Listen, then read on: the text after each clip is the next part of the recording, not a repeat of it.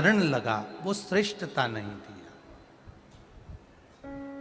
जो अधोगति में चले जाते हैं, अचानक जिनके प्राण छूट जाते हैं, उनके लिए ये कथा कर रही है। पितरों की 3 बेटियां, तीनों से गलती हो गई।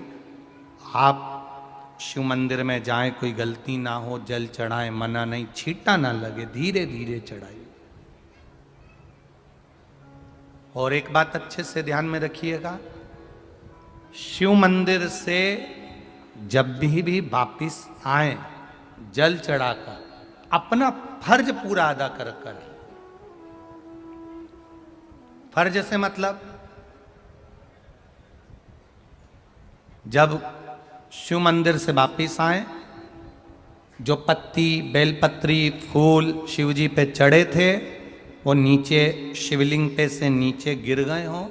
एक शिवलिंग रखा है, लाना मिट्टी वाला, लाइए जरा उठा के। अब छत्तीसगढ़ में कथा चल रही, थोड़ा ध्यान से सुन लोगे एकांतेश्वर शिवलिंग का पूरा वृत्तांत। तो आप लोग जो पशुपति व्रत कर रहे हो या कोई भी उपास करते हो, कई लोग कहते हैं हमने करा नहीं हुआ। क्यों नहीं हुआ? उसमें हमारी गलतियों को हमें छाट। ये देखिए,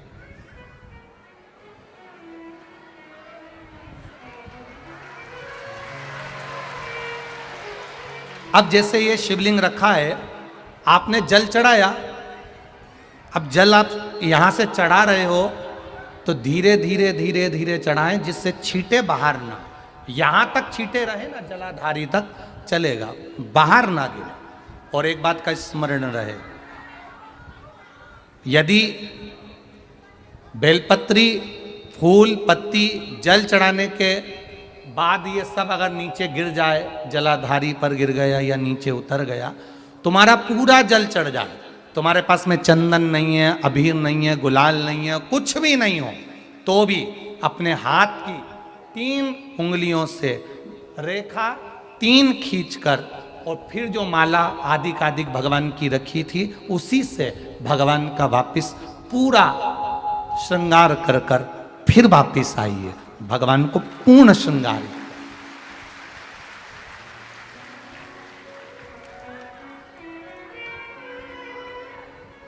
भगवान का पूर्ण श्रृंगार कर कर आइए। कई लोग जल चढ़ाने के बाद में भगवान का जो फूल पत्ती नीचे रखी रहती है, आप, हम ये नहीं कह रहे कि आप अपने घर से लेकर जाओ, आपके पास में कुछ नहीं, 1 लोटा जल चढ़ाओ, जल चढ़ाया, जो फूल पत्ती नीचे रखी हुई है उसी को उठाकर, उसको रखकर उसी फूल से भगवान का खूब सुंदर श्रृंगार भगवान का कर कर फिर आइए।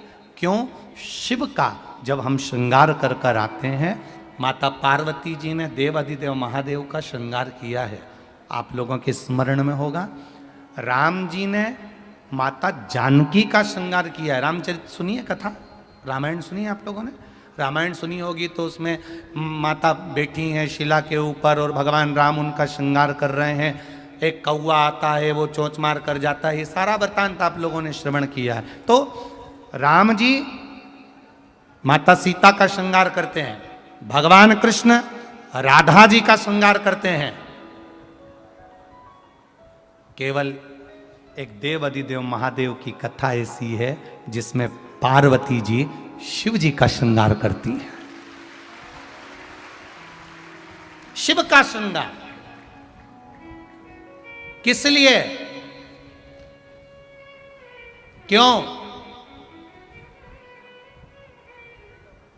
कहा जल चढ़ाने के बाद वहीं पर पड़ी हुई पत्ती से, फूल से, जो चढ़े हुए फूल हैं, चढ़ी हुई पत्ती है, चढ़ा हुआ निर्माल्य है, जो भी शिव जी का है, उसी को धोकर वापिस भगवान का श्रृंगार कर कर आना चाहिए। किस लिए? कि हे भोलेनाथ, जब मैं इस संसार सागर से जाऊं, अखंड सुहाग लेकर पूरी श्रृंगार कर कर इस धाम से जाऊं, ऐसी कृपा बनी। जो पढ़ाओ, जो पढ़ाओ, चंदन नहीं है, हाथ से चंदन का स्मरण होना चाहिए। नहीं है हमारे पास लगाने को रोली, मौली, चंदन, जो भी आपके पास में, अबीर, गुलाल नहीं, अपने मन का गुलाल लगाइए, अपने मन का हृदय से दिल से रिझाने का प्रयास। ले जा बाबू, ले जा। दिल से चढ़ाइए।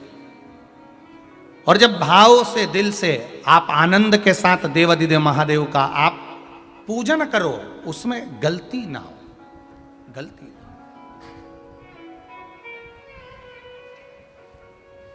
देखिए, पितरों की 3 बेटियों को श्राप लग गया। श्राप क्या लगा? तुम्हें पृथ्वी पर जाना पड़ेगा, मृत्युलोक में जाना पड़ेगा,